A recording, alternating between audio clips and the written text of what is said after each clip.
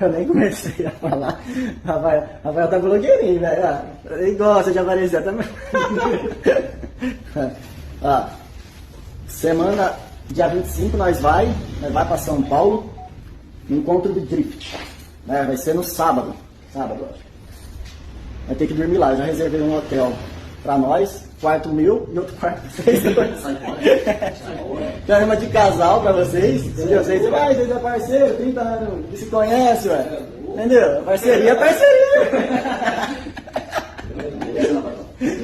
Outro dia você quase dormiu com o Ju.